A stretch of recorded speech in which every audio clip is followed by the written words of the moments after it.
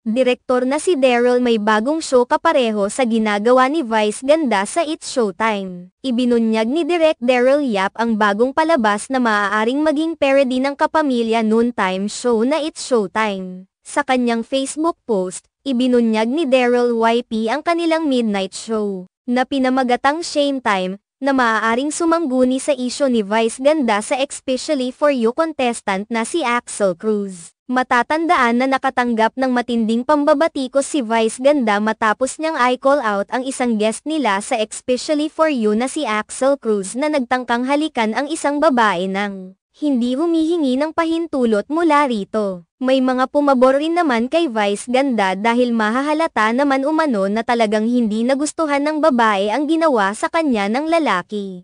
Subalit, hindi ito pinalagpas ng mga kritiko ni Vice Ganda dahil para balikan ng mga ito ang mga nakaraang isyu ng host. Samantala, sa isang Facebook post, inilahad ni Daryl Yap na maglalabas sila ng bagong show na tutumbas sa mga pinaggagawa ni Vice Ganda sa show na It's Showtime. May pamagat umano itong It's Shame Time kung saan maaring mamahiya ang mga tao at guest. Gusto mo bang mapahiya? O gusto mo lang mamahiya? It's your shame, it's your time, mamahiya na. It's Shame Time, caption ni Daryl Yap sa kanyang post. Matatanda ang binanggit ni Vice Ganda si Daryl Yap sa It's Showtime dahil sa pagkakahawig ng isa sa contestant ng noontime show sa nasabing direktor. Yung friend pala nila MC yun, di ba? Yung direktor nyo ng pelikula. Parang ayaw mong umamin. Nauna na rito. Nagbigay rin ng reaksyon si Daryl Yap sa viral video ni Vice Ganda kung saan kinall out niya ang ginawa ni Axel sa kanilang contestant na babae.